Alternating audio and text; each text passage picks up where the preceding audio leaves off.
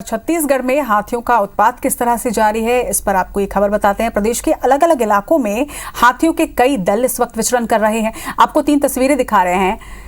हाथियों के उत्पात की ये 3 तस्वीरें बयान कर रही हैं कि किस तरह से हाथियों का आतंक पूरे प्रदेश में फैला है। पहली तस्वीर गौरला पेंड्रा मरवाही की, जहां पर हाथियों का आतंक लगातार जारी है। मरवाही मालाडांड गांव में मनरेगा मजदूरों पर हाथियों ने हमला कर दिया, जिसमें 2 व्यक्ति घायल हुए हैं। वहीं इलाज के दौरान एक युवक की मौत हो गई है। वहीं दूसरी तस्वीर लोरमी की है, जहां पर 9 हाथियों के दल ने छपरवा इलाके में डेरा डाला हुआ है। तो ही हाथियों के आमद को देखते हुए वन विभाग के कर्मचारी यहां पर ग्रामीणों को हाथियों से दूर रहने की समझाइश दे रहे हैं। तो वहीं आपकी टीवी स्क्रीन पर जो तीसरी तस्वीर है, ये तस्वीर है पत्थल गांव की, जहां पर जशपुर वन मंडल में हाथियों के उत्पात के बाद ग्रामीणों का आक्रोश इतना बढ़ गया कि ग्रामीणों ने हाथियों की निगरानी कर रहे वन अमले पर ही हमला कर दिया, जिसमें एक वनकर्मी के सिर पर गंभीर चोट आई है। तो वहीं घटना के बाद वन विभाग की टीम ने थाने में रिपोर्ट अब दर्ज करवाई है। तो किस तरह से हाथियों का आतंक प्रदेश भर में जारी है, इससे जुड़ी ये 3 तस्वीरें। पेंड्रा लोरमी की ये तस्वीर, जिसमें हाथियों का आतंक देखने को मिला। एक व्यक्ति की मौत यहां हुई है हाथी के हमले से, तो वहीं दूसरा युवक गंभीर रूप से घायल है। तो दूसरी तरफ लोरमी में 9 हाथियों के दल ने यहां पर डेरा डाला हुआ है, जिसे ग्रामीण दहशत में है। तो तीसरी तरफ वो तस्वीर जो बयां कर रही है कि हाथी के आतंक के साथ साथ और भी क्या परिणाम इसके सामने आ रहे हैं। पत्थल गांव में वन विभाग की टीम पर ही ग्रामीणों ने हमला बोल दिया है, जिसमें एक वनकर्मी को गंभीर चोटें भी आई हैं।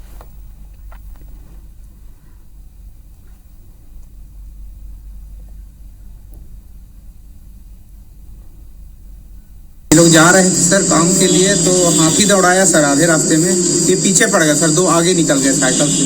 इसके सीने में सर पूरा कुचल दिया है हाथी। यहाँ ट्रीटमेंट करा, ट्रीटमेंट कराने के बाद सर सीना फूलने लगा। उसके बाद फिर पैर हुए, जब कुचलने से हॉस्पिटल तुरंत लाया गया है। इसके बाद जो है इलाज के दौरान उसकी मृत्यु तक तो बता रहे हैं कि वो 3 हाथी जो पहले गया तो उसी में से ये बिछड़ गया है। एक हाथी बिछड़ गया है घर से, 3 हाथी थे, जिसमें एक हाथी अलग हो गया है।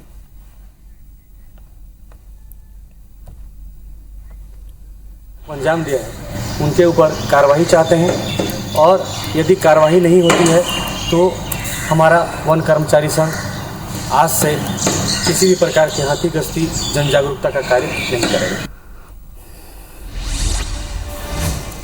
तो किस तरह से हाथियों का आतंक पूरे प्रदेश में जारी है और उसकी वजह से और भी क्या परिणाम आ रहे हैं, इस खबर पर विस्तार के साथ जानकारी के साथ हमारे 2 सहयोगी इस वक्त जुड़ रहे हैं। लोरमी से हमारे साथ जुड़ रहे हैं हमारे सहयोगी, वहीं पत्थल गांव से भी हमारे एक सहयोगी हमारे साथ जुड़ रहे हैं। दोनों से ही जानकारी लेंगे। पहले लोरमी का रुख करते हैं। जिस तरह से लोरमी में ये तस्वीरें सामने आ रही है कि हाथियों का एक बड़ा दल जो है वो वहां पर डेरा डाले हुए, किस तरह की सुरक्षा की व्यवस्था वहां पर करवाई जा रही है? देखिए, बता दूं कि ये जो हाथियों का दल है, ये बीते 3 माह से यहाँ पर डेरा डाले हुए था, और 3 माह रहने के बाद बीते 4 मई को ये हाथियों का दल कवर्धा होते हुए मध्य प्रदेश के फेन जो अभ्यारण्य है वहां पहुंच गया था। और उसके बाद फिर ये 1 महीने लगभग वहां से ये वापस लौटा 1 महीने बाद, और 28 मई को ये हाथियों का दल फिर पुनः अचानक मार टाइगर रिजर्व के अंदर दाखिल हुआ है। और इस दल में कुल 9 सदस्य हैं, और ये हाथी लगातार अपने मूवमेंट को जारी किए हुए है। अचानक मार टाइगर रिजर्व के लमनी इलाके से ये जो दल है ये छपरवा इलाके में पहुंच गया है। छपरवा इलाके में 3 दिनों से ये डेरा डाले हुए है, और हाथियों से जो हाथियों और ग्रामीणों के बीच जो प्रदेश में लगातार जो द्वंद्व मचा हुआ है, लगातार जो जान जाने की घटना आ रही है, उसके मद्देनजर रखते हुए एटीआर प्रबंधन जो है वो लगातार मुनादी के जरिए, पॉम्पलेट के जरिए, साथ ही साथ वॉल पेंटिंग के जरिए लगातार लोगों को जागरूक करने का काम कर रहा है, ताकि किसी तरह की कोई जो है दोनों इंसानों और हाथियों के बीच किसी तरह की कोई द्वंद्व यहाँ पर ना हो। उसके अलावा बता दूं कि हाथियों के बारे में एक जो जानकारी जो विशेषज्ञ बताते हैं वो यही है कि एटीआर में 1917 के करीब जो है हाथियों का एक बड़ा दल यहाँ पर रहता था, और पुनः 100 वर्ष में हाथी अपने पुराने जगह में लौटते हैं। लिहाजा ये जो हाथियों का जो 2012 के बाद जो लगातार जो मूवमेंट हो रहा है, तो इसको उसी तारतम्य में देखा जा रहा है कि हाथी एक बार पुनः अपने उसी स्थान पर जहां कभी वो यहाँ पर रहा करते थे लौट आए हैं। लिहाजा साल दर साल इनकी संख्या जो है वो लगातार बढ़ती चली जा रही है, और इसको इसी तरीके से विशेषज्ञ देख रहे हैं। लगातार इस पर उनकी नजर भी बनी हुई है कि हाथी जो आ रहे हैं उनका बिहेवियर किस तरह है, किस तरह से वो बिहेव कर रहे हैं। जो मरवाही इलाके में जो घटना हुई है उस पर जानकारी मिल रही है कि उसमें वो सिंगल हाथी था। तो विशेषज्ञ ये भी बता रहे हैं कि जब हाथी अकेला होता है तो वो ज्यादा हिंसक हो जाता है और दुर्घटना होने की, जनहानि होने की चांसेस जो है वो बढ़ जाते हैं। जो हाथी दल में मौजूद रहते हैं वो बहुत ही स्मूथ तरीके से अपने मूवमेंट को करते हैं, लिहाजा उनके रास्ते में इंसान ना आए, किसी तरह का कोई न्यूसेंस पैदा ना करें, तो हाथी वो जो है वो शांत तरीके से निकल जाते हैं। तो ये जो हाथी जो चारंगबाग टाइगर रिजर्व में मौजूद है, ये किसी तरह की जनहानि नहीं किया है, बावजूद इसके एटीआर प्रबंधन एहतियातन जो है लोगों को जागरूक करने का काम कर रहा है। बिल्कुल सौरभ, और बहुत ज्यादा जरूरी भी है लोगों को सतर्क रहना और उनको सावधान रखना, क्योंकि इसी में ही बचाव है। क्योंकि अमूमन देखा गया, जिस तरह की खबर पेंड्रा से सामने आई कि हाथी के हमले से एक व्यक्ति की मौत हुई है, वहीं एक गंभीर रूप से घायल है। तो ये बानगी है कि किस तरह से अगर आप सतर्कता नहीं बरतेंगे तो हाथी आप पर हमला भी कर सकता है। लेकिन इसके इतर एक और खबर पत्थलगांव से सामने आई, जहां पर ग्रामीणों ने वन अमले पर ही हमला कर दिया। इस पर क्या कुछ जानकारी है, ये बताने के लिए हमारे साथ रमेश है। रमेश, क्या कुछ इस वक्त वहां पर स्थिति निर्मित हुई है? जी, मैं आपको बताऊं, जसपुर वन मंडल में अभी 45 हाथियों की मौजूदगी के बाद में ये 5 अलग अलग दल में जगह जगह गांव में जाके क्षति पहुंचा रहे हैं, मकानों को क्षति पहुंचा रहे हैं। जनहानि का भी इन्होंने अभी तक 5 घटना को अंजाम दिया है एक सप्ताह में। ये सब बातों के मद्देनजर यहाँ वन मंडल अधिकारी जितेंद्र उपाध्याय ने यहाँ पर गश्ती दल को दो अलग अलग समय पे इनको घूमने के लिए और लोगों को जाके गांव में सतर्क करने के लिए इन्हें निर्देश दिए हैं। इसी के तहत लगातार यहाँ पर 6 गश्ती दल आज जितने प्रभावित गांव है सभी में जाके पहले से हाथियों की गतिविधियों की पूरी जानकारी दे रहे हैं। कल शाम को महलचोली गांव में जब वहां पर वन कर्मचारियों को जो गश्ती दल था गांव के लोगों को उसकी जानकारी देने लगा, तो गांव वालों ने इन वन कर्मचारियों पर ही हमला कर दिया। और यहाँ पर जो वन कर्मचारियों का वाहन चालक था सुंदर चौहान, उसको काफी गंभीर चोट आई है इस हमले में। और इस बात को लेके वन कर्मचारियों ने कल कुनकुरी थाने में इस मामले की रिपोर्ट दर्ज करा दी है। और जो वन कर्मचारी घायल था उसको कुनकुरी अस्पताल में उपचार किया जा रहा है। उसकी काफी गंभीर चोट आने के बाद में वन कर्मचारी सारे गुस्से में भड़क गए हैं। वन कर्मचारियों ने आज अपना काम बंद करके, गश्ती का काम बंद करके सब अपने अपने कार्यालय में बैठ गए हैं। इससे यहाँ पर जो हाथी मानव द्वंद है उसमें और बढ़ने का अंदेशा माना जा रहा है। लेकिन ये ग्रामीणों को समझाने के लिए रमेश, एक छोटी सी जानकारी आपसे और चाहेंगे कि फिलहाल तो ये जो द्वंद है ये वन अमले और ग्रामीणों के बीच चल रहा है, लेकिन इसके साथ साथ इस वक्त उस क्षेत्र में हाथियों की मूवमेंट की क्या स्थिति है?